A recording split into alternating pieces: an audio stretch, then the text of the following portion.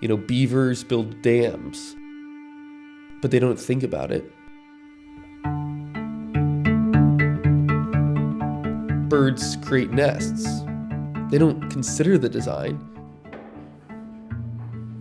The more that we're just reacting to things, the more we're acting like the beaver and the bird and less like the summation of all animal creation. Take the example of a house, which is made with such beauty and such wonder that you think, that they didn't need to do that. But they were recognizing that there was something more critical than just sheltering. And that's the bigger question, is that how do we produce anything in such a way that actually achieves human flourishing? And that has an element of the good, whatever you're producing, has an element of the beautiful, something that is giving you wonder, and that is ultimately the hand holding you towards truth, which is the lodestar for all things.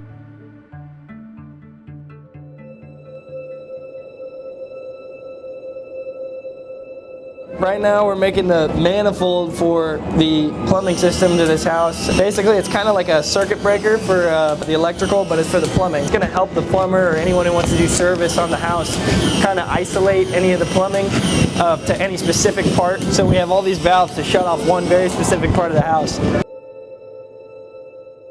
Working with the plans in this environment where you got to really communicate really well exactly even how high you are so that you don't have to adjust all of your hangers when you realize that you're an inch off from the other guy. Getting everything super precise and exactly how it should be in the code for a house. It's not difficult, but it takes planning.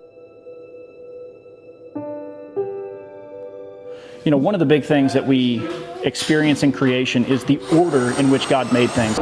Whenever we're on a project and working with plumbing or electrical or any trade, you really do get to experience in the creation of something, not from nothing, but with materials that are already available to us. We get to create something. There is some connection to the Father through that experience. So when we stand here, we want to be able to see that line going straight down to the wall and then coming straight down the wall. So when Christ says to love your neighbors, I get to be in the house of my neighbor and get to know them and actually help them and do it in a meaningful way that actually affects their life. There might be somebody you're running a project and they have alcoholism and you get to know them. And then you have to learn to love them like Christ loved them and give them some grace, give them the seed of hope, talk about our Lord with them. As a craftsman, we serve those around us. There's a need and we are filling a need. In our call to love, we are trying to do the best that we can do in serving the needs that our community has around us. It's funny, a lot of people tease us and say that we're like the least traditional trade because we're just providing comfort to people. Heating is probably the oldest trade. So we provide that warmth that's necessary for survival. There's something that could be said for some sort of connection between the comfort and the heat that we provide and the comfort that God provides to us. So there are certain traits that we see in plumbing. When we notice that somebody has taken the extra, sometimes even a millisecond, to do this one thing, it is just those little things that point out like, hey, I know what I'm doing. I'm paying attention to all the fine details. Not only am I making sure that everything is straight, everything's plumb, everything's functional, but I'm also trying to make it beautiful as well. We're trying to develop a truly morally centered HVAC technician.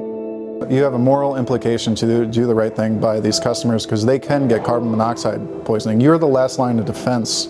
Let's just say you have an inducer fan that went out. If you're a morally questionable person, you could be like, just get a new furnace for $4,000 instead of switching the part that's $500. There's nothing about this trade that didn't help me have a more meaningful connection with our Lord.